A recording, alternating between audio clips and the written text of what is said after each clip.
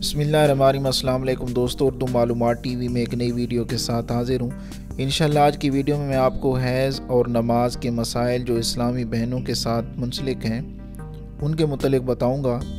یہاں میں ویڈیو شروع کرنے سے پہلے ایک بات عرض کرتا چلوں کہ ہمارے چینل کا مقصد نہ تو کسی قسم کی فحش ویڈیوز کو پروموٹ کرنا، فحش تصاویر کو پروموٹ کرنا یا فحش کلمات کو پروموٹ کرنا نہیں ہے، بلکہ جو صحیح اسلامی شریعت کے مطابق، جائز طریقے کے مطابق ایک نیکی کے طور پر، ایک صدقہ جاریہ کے طور پر جو ہماری ذمہ داری ہوگی وہ انشاءاللہ ہم آپ تک پہنچاتے رہیں گے۔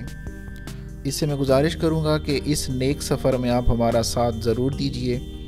ویڈیو شروع کرنے سے پہلے آپ سے گزارش ہے کہ آپ ہمارا چینل سبسکرائب کر لیں اور سبسکرائب کے بٹن کے ساتھ گھنٹی کے نشان پر کلک کریں تاکہ آپ کو ہماری نئی آنے والی ویڈیو کے متعلق نوٹیفیکیشن ملتا رہے۔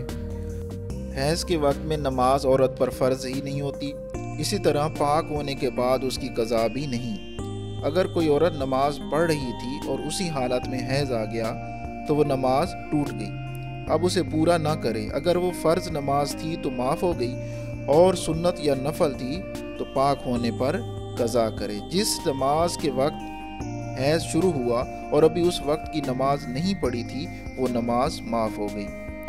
اگر کوئی عورت اپنی عادت کے مطابق ایسے وقت پاک ہوئی کہ اس نماز کا وقت اتنا تھوڑا باقی ہے کہ اس میں غسل کر کے تکبیر تحریمہ یعنی اللہ اکبر کہہ سکتی ہے تو عورت پر اس وقت کی نماز فرض ہو گئی۔ عورت کو چاہیے کہ غسل کر کے نماز شروع کر دے، البتہ فجر کی نماز سورج طلوع ہونے کے بعد قضا کرے۔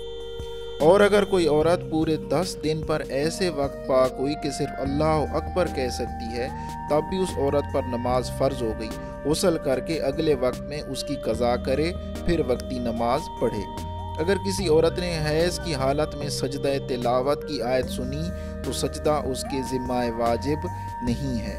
کسی عورت کو حیض اس کی عادت کے مطابق آتا رہا لیکن کبھی اس کی عادت سے آگے بڑھا تو اب عورت کو انتظار کرنا چاہیے۔ اگر 10 دن کے اندر بند ہو جائے تو مستحب وقت ختم ہونے سے پہلے غسل کر کے نماز شروع کر دے، اور یہ سب حیض ہے۔ اور اگر یہ خون 10 دن اور 10 رات سے بھی آگے بڑھ گیا تو اس کی عادت سے اوپر کا خون استحاضہ ہے۔ اب 10 دن پورا ہوتے ہی غسل کر کے نماز شروع کر دے اور عادت کے بعد والی نمازوں کی قضا بھی کرے۔ اگر کسی عورت کو عادت سے کم حیض آیا، مثلا عادت 7 دن کی تھی اور 5 دن پر بند ہو گیا تو اس نماز کے مستحب وقت کے ختم ہونے سے پہلے غسل کر کے نماز شروع کر دے۔ اور اگر پھر حیض شروع ہو گیا تو اگر برابر 10 دن پر بند ہو گیا تو یہ سب حیض ہے اور نماز معاف ہے۔ اور اگر 10 دن کے بعد بھی آتا رہا تو عادت یعنی 7 دن تک حیض شمار ہوگا، اور اس کے علاوہ وہ سب استحاضہ، اس لیے نمازوں کی قضا کرنی ہوگی۔ اگر کسی عورت کو 1-2 دن خون آ کر بند ہو گیا تو اس کو غسل کرنا ضروری نہیں ہے، وضو کر کے نماز شروع کر دے، نماز چھوڑنا جائز نہیں۔ پھر دوبارہ اگر 15 دن کے اندر شروع ہو گیا تو نماز بند کر دے۔ اب اگر وہ مبتدا ہے تو 10 دن ہے اور بقیہ دن استحاضہ کے، اور اگر معتادہ ہے تو عادت کے حساب سے حیض کو شمار کرے اور اس کے بعد والی نمازوں کو قضا کرے، اور ان ایام کے بعد غسل بھی ضروری ہوگا، اور جو نمازیں بلا غسل پڑھی ہوں ان کا اعادہ کرے۔